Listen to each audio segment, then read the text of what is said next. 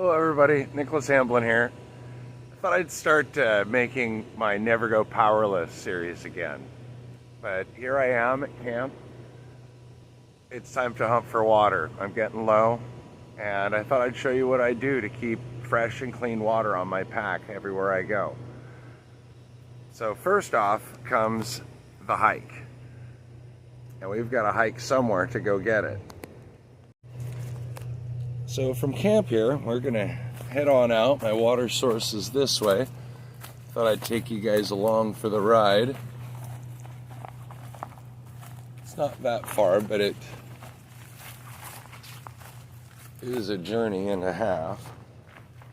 I also need to try to scout out a place to put my solar panel. Ah, the fresh dew on all the bushes and everything. We got to pick our way through, create our trail for this year.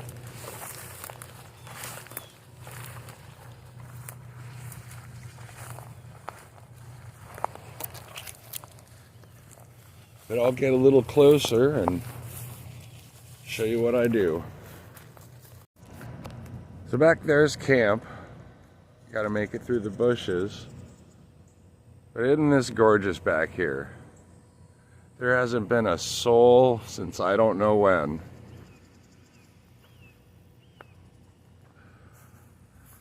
And we just continue this way.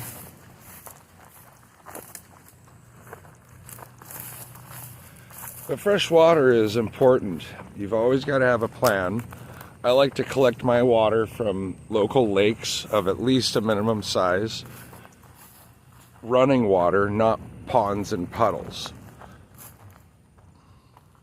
A Sawyer filter does a great job removing everything. I've never ran into trouble in all the years that I've used them.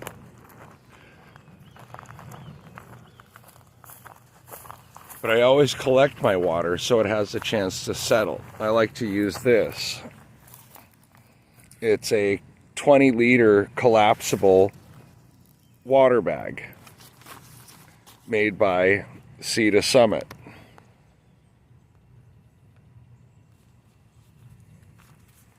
And you can scoop your water what you need.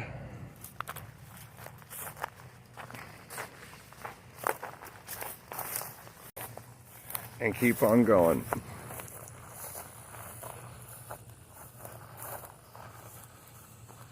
Yeah, sorry, just kind of waking up and doing this on the fly, so there's a whole bunch more I'm sure I could say about it.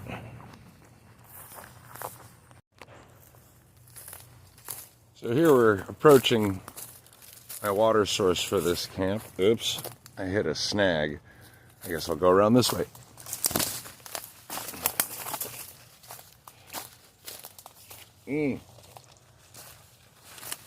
All so tangly.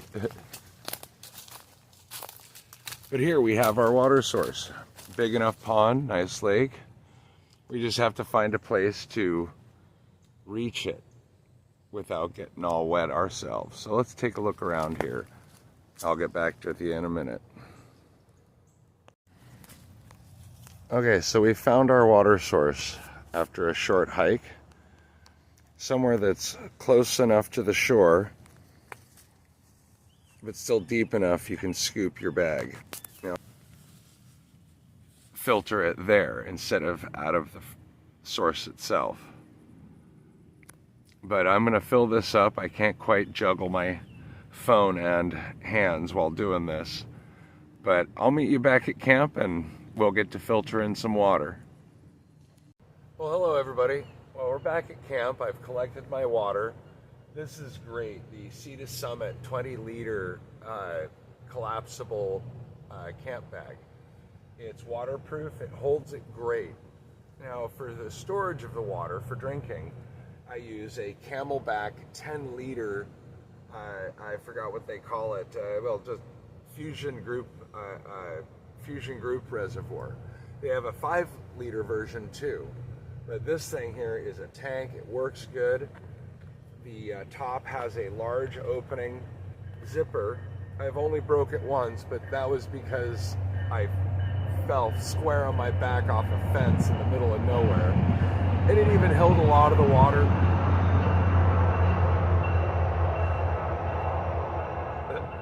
Just fine. And keeps a good seal. I've not had it leak on me except for that one time. And, oh, this thing's awesome. So now that we have our water from our water source and our bag, it's nice that they're proportional. That a 20-liter bag, you can collect, easily 10 liters or so to filter into this bag, or you can collect more, so you have a little left over for washing your hands or, rinsing things out. It's just general water. But this stuff you can drink directly. Now, for filtering, I use a Sawyer string filter. It's good to about 0.1 microns, which is going to get anything that you're not going to want to drink out. I use a 12-volt water pump so that I don't have to worry about gravity filter and finding a place to hang and all this other stuff. Don't get me wrong, I've done it that way for over 20 years. But the last 2 years, this thing has been a champ. It's a 17-watt sump pump on Amazon. I think it was $8. The filter is a little more expensive, $20 to $30, depending on your source and supplier. And the tube pretty much comes with everything. To power it, I use USB-C because it has a variety of voltages with a proper high power port. In this case, I have my own battery pack that I've built custom, and that's a next video story. But to suffice it to say, these little units, which I'll leave in the description, allow you to select with the push of a button the voltage in the USB-C port. So this is 12 volts, 17 watts, which isn't a lot of power. So I can run this at different speeds. The other advantage to this regulator is it's reverse polarity protected. So I actually have two wired back to back in reverse to each other. So if I want to run the pump forward like normal, I plug it into the white one. If I want to run it reverse, say for flushing or maintenance, obviously the rarer need, I have one already wired there in black. And I can select the voltage and speed that I need the pump to go. For example, I find it handy to be able to use 15 and 20 volts for initial priming of the pump, because it needs to get the air bubbles out of the Sawyer. And it's classic water filter rules: no end, yes end. So from this side, I like to sip or create a negative pressure to try to pull the air out of it while the pump refreshes it. Once it's going, it's really quick. The rate at which I can transfer a significant amount of water into my bag. And later in the video, while it's filling, I'll zoom the video in and do a little time lapse with the clock for you. But this thing is just handy, handy, handy. Now I'll just get going, and we'll see how long it takes to fill the rest of my bag up. So we start by priming the pump, and then we can just let it go directly into the bag. I like to get it primed and let water run for a little bit, just to flush out anything that might have been, settled in the clean end while it was in storage.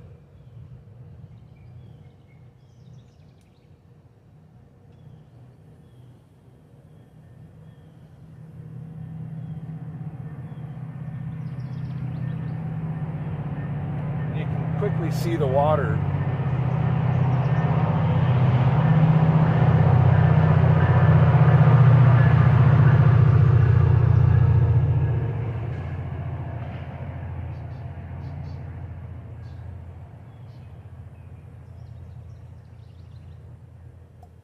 and you can quickly start to see the water rise through the tube.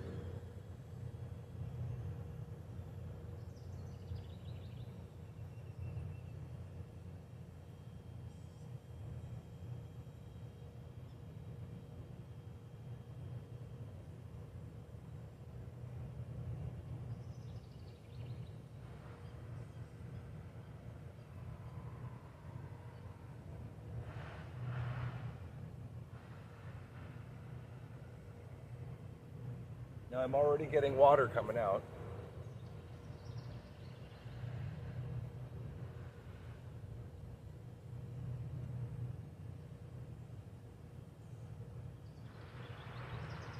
These Sawyers do a great job at filtering. Now once you get the filter going, you want to leave the pump submerged in water the entire time. If it sucks air, it breaks the seal and you have to reprime it.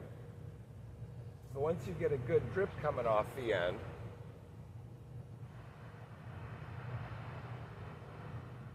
you know you're almost there.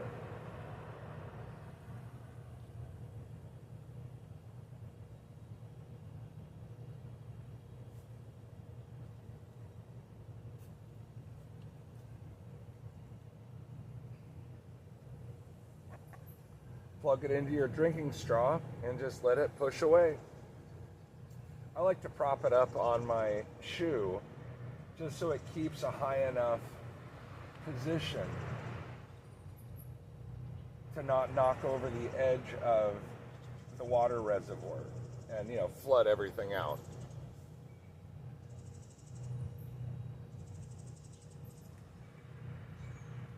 But I'm running at 9 volts right now.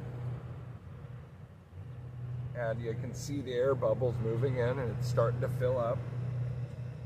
I can even bump it up to 12 volts. And again, this is a 17-watt pump, so it doesn't take a lot. The cool part is because of the USB-C protocols, the rapid charge systems, your phone can power the pump as well. So even though it'll only be running it at 5 volts, it'll still pump water out of your phone. And I found that it's about 4% per liter of water filtered. So if you're gonna filter 3 or 4 liters, yeah, it might use 20% of your phone, but still it's completely usable and doable. And this thing here is working away now. I like to rotate it so that the intake is as low as possible on the whole setup. And then once we get a good siphon going, like you don't see any more air bubbles,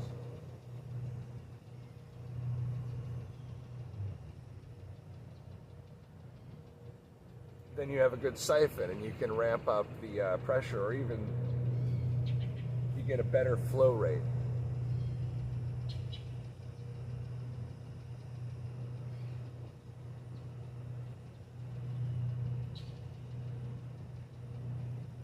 So now that it's going, I'll just let the time lapse go and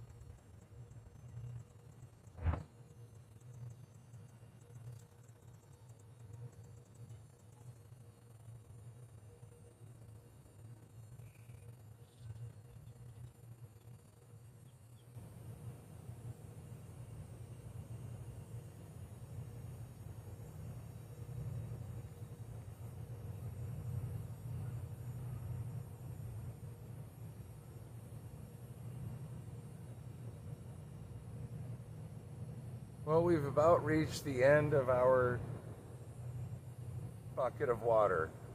You know, I always like to save a little bit for, you know, rinsing off your hands, just some extra, you know, water.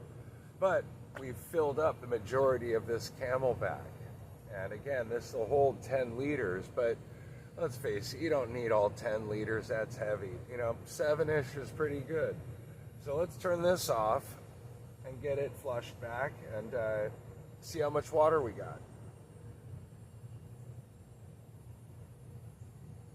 Now when I unplug it, I like to break the siphon and immediately put it up, because that allows the water by gravity to suck back through the filter, drying everything as much as possible.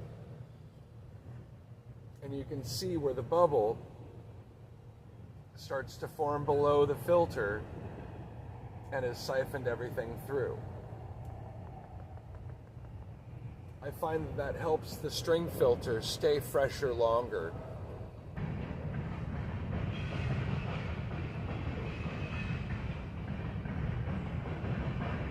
There we are. We've made it pass. Now I can decouple it. There's no mess or any real dripping. Put this aside on my towel. Now I've got fresh drinkable water. And I'd argue what I'm drinking is better than what you'll get out of the tap. It's sweet water. There's no flavor. I mean, just maybe the barest hint of nature. But, you know, I've got easily 8 liters of water collected when it's clear as day. These filters do a great job, and I like to be able to automate its process using a little technology. Now, I'm really glad that, you know, I've stumbled across the USB protocol. I mean, the high power charging. It allows you to operate devices at 5, 9, 12, 15, or 20 volts, which is super handy, especially in the case of a water pump. You know, maybe you don't need it to go fast, and or you need it to go, you know, more pressure. You have less time to siphon water, but you know, it will take up to the 20 volts that this operates at. There's so many things you can do with this type of power setup, but I'm going to make another video detailing how I have everything plugged together on a battery. It's pretty exciting. I'm really excited about it. But for now, that's how I filter water and keep things going from all my sources. Again, it'd be another video for all the sources to choose from. There's a lot. You want to be careful of like farmers' fields for, you know, obvious chemical runoffs, but you know, just about any stream or large body of water that you run into that can't be mischaracterized as drainage, mud puddle, or pond, then you're pretty much good to collect water from it. Lakes, running streams, those are great. But you need to go to, you know, a little bit of effort to get a nice clean catchment so you don't get all the sediment and stuff to bog up your motor or filter. Allow it to settle in its bag or collection unit for a little bit so that it's not free floating into the water and more likely to get into the pump. That it's had a chance to settle to the bottom so that you're minimizing the amount of chatter that goes in through the filter. But, you know, I've always ended up with great water. You know, I've never really had one of these string filters go bad on me. I've used them, you know, so much that I just automatically replace it every year, or, you know, if ever I find a good deal on one. So, you know, I try to keep them about a year, even though they're said to last much longer than that. They're not that big of an expense to, you know, guarantee water that won't kill you. But anyway, thanks for joining me. Looking forward to seeing you in future videos. Have a good day, everybody.